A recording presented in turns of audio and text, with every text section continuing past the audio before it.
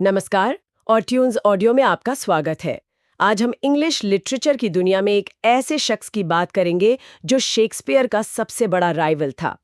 एक ऐसा राइटर जो पहले राजमिस्त्री था, फिर सैनिक बना, एक ड्यूअल में अपने को एक्टर का मर्डर तक कर दिया और फिर बना अपने दौर का सबसे बड़ा प्लेराइट। और मजे की बात यह है कि जहां शेक्सपियर इंसानी जज्बातों के जादूगर थे, ये जनाब नियमों और डिसिप्लिन के पक्के थे। बिल्कुल। एक तरफ शेक्सपियर की नेचुरल जीनियस, तो दूसरी तरफ इनकी पढ़ी लिखी एकेडमिक ब्रिलियंस। हम बात कर रहे हैं the one and only Ben Jonson की। एग्जैक्टली। आज की ये चर्चा घनश्याम सर द्वारा बनाई और संपादित की गई है। तो आज हम यही समझने की कोशिश करेंगे कि शेक्सपियर की परछाई में रहते हुए भी बेन जॉनसन ने अपनी एक अलग दमदार पहचान कैसे बनाई।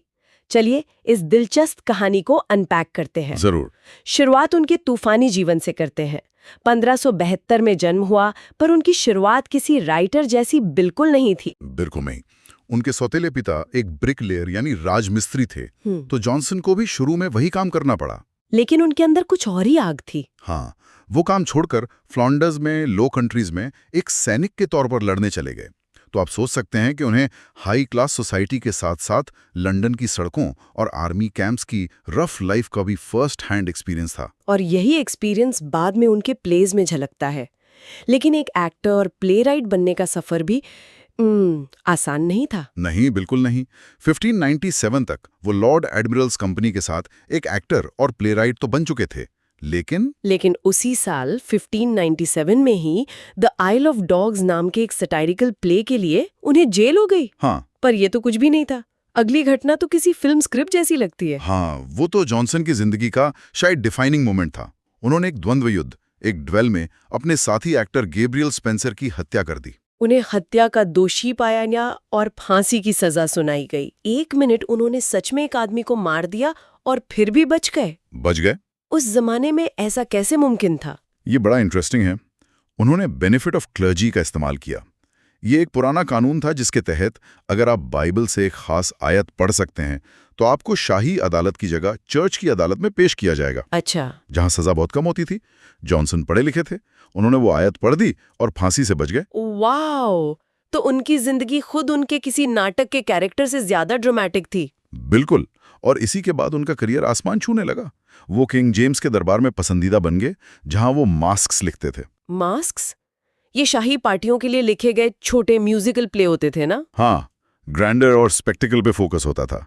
1616 में तो उन्हें 100 मार्क्स का सालाना पेंशन भी मिला, जिस वजह से कई लोग उन्हें इंग्लैंड का पहला अनऑफिशियल पोएट लॉरिएट भी मानते हैं। और एक एक्टर के तौर पर भी वो काफी सक्रिय थे। हाँ, उन्होंने टॉमस काइट के मशहूर प्ले द स्पेनिश ट्रेजेडी में नायक हीरोनिमो की भूमिका निभाई थी, जो इंग्लिश लिटरेचर का पहला रिवेंज ट्रेजेडी माना जाता है। बिल्कुल। तो ये तो हो गई उनकी जिंदगी की कहानी।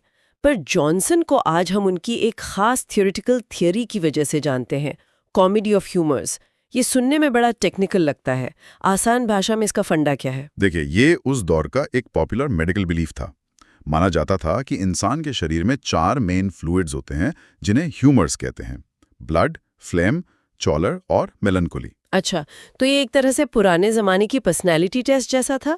जैसे आज हम मायर्स ब्रिग्स की बात करते हैं, वैसे ही तब लोग इन ह्यूमर से पर्सनैलिटी टाइप तय करते थे। एग्जैक्टली। एकदम सही एनालॉजी है। जॉनसन का मानना था कि एक नॉर्मल इंसान में ये चारों ह्यूमर्स बैलेंस्ड होते हैं, लेकिन अगर किसी एक ह्यूमर की मात्रा जरूरत से ज्यादा हो जाए तो वो इंसान सनकी हो जाता है। उसकी पूरी पर्सनैलिटी उसी एक ट्रेट के इर्द गिर्द घूमने लगती है। बिल्कुल। तो ब्लड से बनता था सैंग्विन स्वभाव, मतलब सोशल और प्लेजर लविंग। ओके। फ्लेम से फ्लेगमैटिक, जो शांत और आराम पसंद होता है। कॉलर से कॉलरिक, महत्वाकांक्षी और नेता जैसा। और मेलनकॉली से? मेलनकॉलिक, जो अंतर्मुखी और विचारशील होता है। इसी दौर में रॉबर्ट बर्टन की किताब एनाटॉमी ऑफ मेलनकॉली भी आई थी, जो इसी विषय पर थी। ये थ्योरी सुनने में तो बड़ी दिलचस्प है। क्या उनके पास कोई ऐसा नाटक था जिसने इस थ्योरी को स्टेज पर हिट कर दिया और उन्हें रातों रात स्टार बना दिया? हाँ, बिल्कुल। 1598 में आया उनका masterpiece every man in his humour. ये वो प्ले था जिसने जॉनसन को लंदन के थिएट्रिकल सीन के सेंटर में ला खड़ा किया।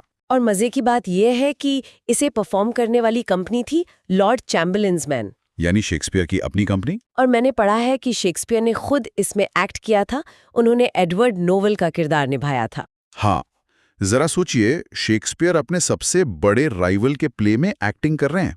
इस प्ले का प्रोलॉग बहुत फेमस है, जिसमें जॉनसन ने अपने दौर के दूसरे प्लेराइट्स पर हमला बोला। अच्छा, क्या कहा उन्होंने?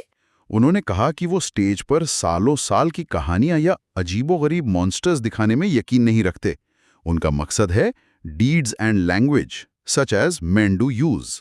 मतलब असल जिंदगी के लोग और उनकी बातचीत दिखाना। बिल्कुल, और इसी प्ले ने हमें इंग्लिश लिटरेचर का एक अमर कैरेक्टर दिया, कैप्टन बॉबडल।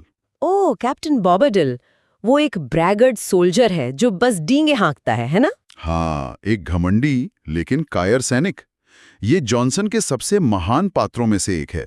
ये किरदार इतना पॉपुलर हुआ कि सालों बाद 1845 में महान नॉवलिस्ट चार्ल्स डिकेंस ने भी स्टेज पर बॉबडल का रोल निभाया था। तो every man in his humour से जॉनसन ने अपना स्टाइल सेट कर दिया। इसके बाद उनके काम को 3 स्टेजेस में बांटा जा सकता है, राइट? हाँ, मोटे तौर पर पहले आते हैं अर्ली कॉमेडीज, जैसे every man out of his humour, Cynthia's revels और द पोएटास्टर। हाँ, इस फेज में वो अपनी ह्यूमर थ्योरी के साथ एक्सपेरिमेंट कर रहे थे और साथ ही अपने राइवल प्लेराइट्स जॉन मार्स्टन और थॉमस डेकर से झगड़ भी रहे थे, जिसे वॉर ऑफ द थिएटर्स कहा गया। ये वॉर ऑफ द थिएटर्स क्या था? कोई असली लड़ाई थी? नहीं, ये कलम की लड़ाई थी। स्टेज पर एक दूसरे पर अटैक करना। जॉनसन अपने प्ले द पोएटास्टर में मार्स्टन और डेकर का मजाक उड़ाते, तो जवाब में डेकर ने सैटिरोमैस्टिक्स नाम का प्ले लिखकर जॉनसन की धुलाई कर दी। बिल्कुल, ये उस दौर का लिटरेरी डिस ट्रैक था। ब्रिलियंट। तो ये अर्ली कॉमेडीज के बाद आया उनका गोल्डन पीरियड। हाँ, अ पीरियड ऑफ मास्टरपीसेस। 1605 से 1614 के बीच उन्होंने 4 ऐसे नाटक लिखे जो आज भी इंग्लिश कॉमेडी के पिलर्स माने जाते हैं। वॉल्पोनी, एपिकूने, द अल्केमिस्ट और बार्थोलोम्यू फेयर। ये वो दौर था जब जॉनसन अपने पीक पर थे। चलिए फिर इन मास्टरपीसेस में थोड़ी गहराई से उतरते हैं। शुरुआत करते हैं वॉल्पोने और द फॉक्स से। नाम से ही लग रहा है कि ये चालाकी की कहानी है। ये चालाकी और लालच का एक शानदार व्यंग्य है। वॉल्पोने वेनिस का एक बहुत अमीर निसंतान आदमी है। वो अमीर बनने के लिए एक नाटक रचता है। वो बिस्तर पर मरने का नाटक करता है ताकि शहर के लालची लोग उसका वारिस बनने की उम्मीद में उसे महंगे महंगे तोहफे ला कर दें। बिल्कुल, और इसके कैरेक्टर्स के नाम भी बड़े सिंबॉलिक है ना। हाँ, यही तो जॉनसन की खासियत है। वोल्पोने का मतलब है लोमड़ी, उसका चापलूस नौकर है मॉस्का यानी मक्खी, और जो लोग विरासत के लिए गिद्धों की तरह मंडरा रहे हैं उनके नाम है वुल्टोर यानी गिद्ध जो एक वकील है, कॉर्बाचियो काला कौवा जो इतना लालची है कि अपने बेटे को जायदाद से बेदखल करने को तैयार है, और कोर्विनो यानी कौवा जो अपनी खूबसूरत पत्नी सीलिया को वुल्पोने के बिस्तर पर भेजने को तैयार हो जाता है। पर खासकर नए नए अमीर हो रहे मर्चेंट क्लास पर एक तीखा कमेंट्री है। एग्जैक्टली। ये नाटक दिखाता है कि पैसे का लालच इंसानों को जानवरों से भी बदतर बना सकता है। नाटक की शुरुआत ही वुल्पोन के एक गीत से होती है जिसमें वो भगवान की नहीं बल्कि सोने की पूजा कर रहा है। वाओ। अगला है एपिकोवीन और द साइलेंट वुमेन 1609 में। ये एक बहुत ही मजेदार कहानी है।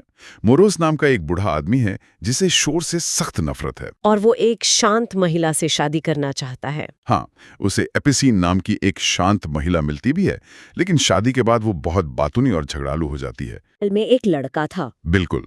ड्रॉयडन ने अपने an essay of dramatic poesy में इस नाटक का शानदार विश्लेषण किया है। और अब आते हैं द अल्केमिस्ट 1610 पर, जिसे कई लोग एक परफेक्ट प्लॉट वाला नाटक मानते हैं। हाँ, एस.टी. कॉलरिज ने तो इसकी तुलना ओडिपस टेरेनस और टॉम जोन्स से की है। कहानी है कि तेज के दौरान लवविट नाम का व्यक्ति अपना घर नौकर फेस की देखभाल में छोड़कर चला जाता है। और फेस एक धोखेबाज कीमियागर सटल और उसकी साथी डॉल कॉमन के साथ मिलकर घर को धोखाधड़ी का केंद्र बना देता है। वे सर एपिक्योर मैमन जैसे लालची लोगों और पाखंडी प्यूरिटन्स को ठगते हैं। बिल्कुल, ये प्ले मानव लालच और मूर्खता का एक नॉन स्टॉप हिलेरियस कार्निवल है, और जब लवविट अचानक लौटता है तो सारा खेल खुल जाता है, केओस मच जाता है। और आखिर में बार्थोलोम्यू फेयर 1614। ये जॉनसन के सबसे साहसिक नाटकों में से एक है और पूरी तरह से प्रोज में लिखा गया है।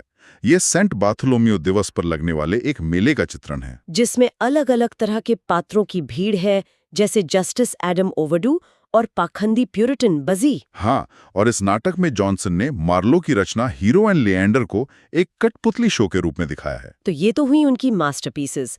इनके बाद की कॉमेडीज उतनी सफल नहीं रही है ना? नहीं, जैसे द डेविल इज एन आस या द न्यू इन। जब द न्यू इन मंच पर असफल हो गया तो जॉनसन ने एक ओड टू हिमसेल्फ लिखी थी। कॉमेडी के अलावा जॉनसन ने ट्रेजेडीज भी लिखी, पर वो ज्यादा चली नहीं। ऐसा क्यों? उनकी 2 मेजर ट्रेजेडीज थीं, सेजेनेसिस फॉल 1603 और कैटलाइन हिज कंस्पिरेसी 1611। दोनों रोमन हिस्ट्री पर बेस्ड थी। तो प्रॉब्लम क्या थी? प्रॉब्लम ये थी कि जॉनसन क्लासिकल रूल्स को लेकर बहुत ज्यादा रिजिड थे। वो हर नियम का पालन करना चाहते थे, जिस वजह से ये प्लेस बहुत लेबर्ड एंड मैकेनिकल लगते हैं। मतलब उनमें नेचुरल फ्लो की कमी है। हाँ, उनमें वो जिंदा दिली नहीं है जो उनकी कॉमेडीज में है।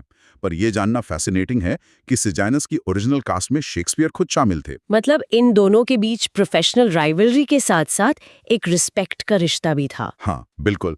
वो एक दूसरे के काम को जानते और सराहते थे। जॉनसन का प्रभाव इतना था कि उनके फॉलोअर्स का एक पूरा ग्रुप बन गया था, जिन्हें सन्स ऑफ बेन या ट्राइब ऑफ बेन कहा जाता था। हाँ, इस ग्रुप में रॉबर्ट हेरिक, रिचर्ड लवलेस और सर जॉन सकलिंग जैसे कैवलियर पोएट्स शामिल थे, जो जॉनसन की काव्य शैली से प्रभावित थे। तो जॉनसन ने नाटकों के अलावा पोएट्री भी लिखी। हाँ, उनके काव्य संग्रह हैं एपिग्राम और द फॉरेस्ट, और उनकी सबसे प्रसिद्ध कविता है सॉन्ग टू सीलिया, जिसकी पहली लाइन है drink to me only with thine eyes। बिल्कुल।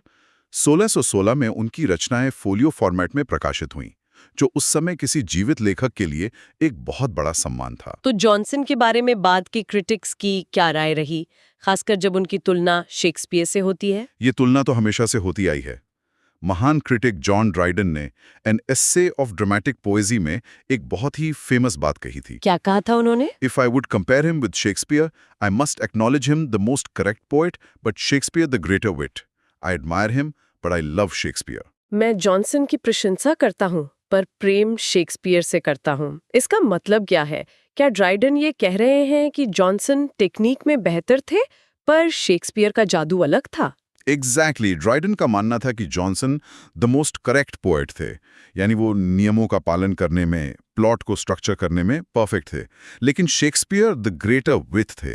उनमें नेचुरल जीनियस, इमेजिनेशन और इंसानी रूह को छूने की कला ज्यादा थी। बिल्कुल। एक तरह से जॉनसन दिमाग को अपील करते हैं और शेक्सपियर दिल को। और 20th सेंचुरी के महान पोएट क्रिटिक टी.एस. एलियट का क्या कहना था? एलियट ने बेन जॉनसन को बहुत ऊंचा दर्जा दिया। उन्होंने जॉनसन को क्रिस्टोफर मार्लो का असली वारिस बताया। Johnson is the legitimate heir of Marlowe. अच्छा। एलियट का मानना था कि जॉनसन ने अपनी एक अलग दुनिया रची और उनकी रचनाएं सतही नहीं बल्कि ऑफ द सर्फेस हैं। कुल मिलाकर बेन जॉनसन एक ऐसे राइटर थे जिन्होंने कॉमेडी को सिर्फ हंसाने का माध्यम नहीं समझा, उन्होंने इसे समाज की बुराइयों, लालच, पाखंड, मूर्खता को दिखाने का एक हथियार बनाया। बिल्कुल। उन्होंने नाटक को एक इंटेलेक्चुअल एक्सरसाइज बनाया, एक मॉरल डिबेट का मंच। शेक्सपियर आपको इंसान होने का मतलब महसूस कराते हैं, जबकि जॉनसन आपको इंसानी समाज की असलियत दिखाते हैं। दोनों अपने अपने तरीके से महान हैं। बिल्कुल। अंत में श्रोताओं के लिए एक सवाल छोड़ जाते हैं। अगर बेन जॉनसन आज जिंदा होते तो वो हमारी आज की दुनिया, सोशल मीडिया, दिखावा और तुरंत अमीर बनने की होड़ पर कैसा व्यंग्य लिखते? उनकी वॉल्पोने या द एल्केमिस्ट के आधुनिक पात्र कौन होते? ये सोचने वाली बात है। आज की ये गहन चर्चा यहीं समाप्त होती है। हमें उम्मीद है कि ये आपके लिए, विशेषकर assistant professor, UGC net, set, TGT, PGT, LT grade, GIC और अन्य इंग्लिश लिटरेचर प्रतियोगी परीक्षाओं की तैयारी कर रहे छात्रों के लिए उपयोगी साबित होगी। ऐसे ही और जानकारी पूर्ण पाठों के लिए ट्यून्स ऑडियो को लाइक, शेयर और सब्सक्राइब करना न भूलें। हमेशा सुनते रहें। धन्यवाद।